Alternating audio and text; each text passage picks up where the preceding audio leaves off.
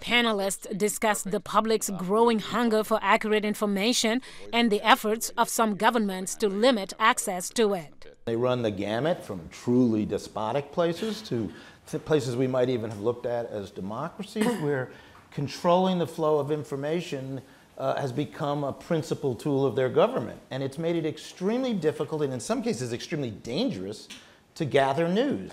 Increasingly, there is what the head of the Broadcasting Board of Governors, John Lansing, referred to as a weaponization of information. You look at what's happening coming out of the Kremlin, and it's really almost beyond a false narrative. It's more of a strategy to establish that there's really no such thing as an empirical fact. Facts are really what are being challenged around the world by these regimes, and you see that now happening in Turkey as well. Last week, Reporters Without Borders released its 2017 World Press Freedom Index. Russia came in at 148 out of the 180 countries.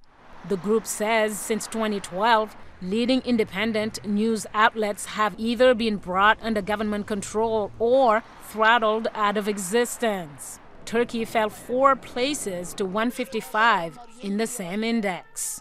According to Freedom House, a pro-democracy advocacy group, press freedom globally declined to its lowest levels in 13 years. One reason, new threats to journalists and media outlets in major democracies. Not only is it more difficult for us to bring, the world to America, it's becoming increasingly more difficult to bring America to the world because of the climate that we have here. It's not just about law and danger, it's about respect for the press. I happen to know how dishonest the media is. President Donald Trump has called the media an enemy of the American people and accused some U.S. media outlets of spreading fake news. Reporters Without Borders has said Trump's media bashing is emboldening other world leaders to mistreat their own media.